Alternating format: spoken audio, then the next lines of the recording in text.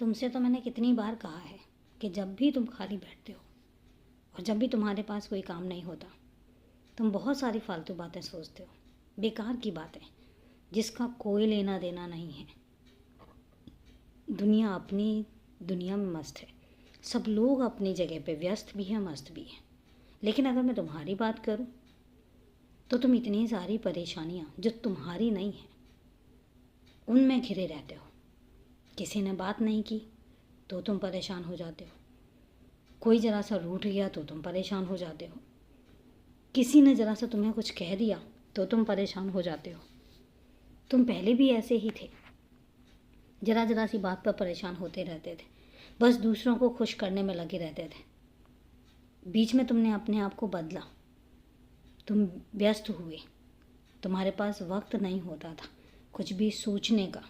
तुम अपने आप में रहते थे, अपने काम करते रहते थे, कितने खुश रहते थे और कितना बदलाव तुम अपने आप में लेकर आए थे। अब मैं अगर बात कहूँ तो फिर तुम ऐसे ही होने लग गए हो, फिर तुम इतनी सारी बातें सोचने लग गए हो। क्यों तुम्हें किसी को खुश करना है और क्यों तुम्हें खुश करने के लिए कोई काम करना है? तुम्हारे मन में कोई छल कपट नहीं है, तुम्हारे दिल में किसी के लिए कोई बैर नहीं है, कोई द्वेष भावना नहीं है। और जब तुम किसी के लिए कुछ गलत सोचते नहीं हो तो फिर तुम इतना परेशान क्यों हो जाते हो? और तुम्हें पता है उसका परिणाम क्या होता है? उसका परिणाम ये होता है कि ना तो तुम्हारा पूजा पाठ में मन लगता है, ना ही तुम मेरे पास आकर दो वक्त बैठते हो, क्योंकि तुम्हारे मन में, तुम्हारे दिमाग में बहुत सारी उथल पुथल चल रही होती है। और यही कारण है कि उस वक्त में तुम मेरे पास आके नहीं बैठते, मुझसे बातें नहीं करते हो। तुम बदल रहे हो। मैं जानता हूँ कि तुम क्या चाहते हो, मुझे पता है, तुम कई बार कह चुके हो कि तुम व्यस्त होना चाहते हो। मैं तुम्हारे लिए ही काम कर रहा हूँ।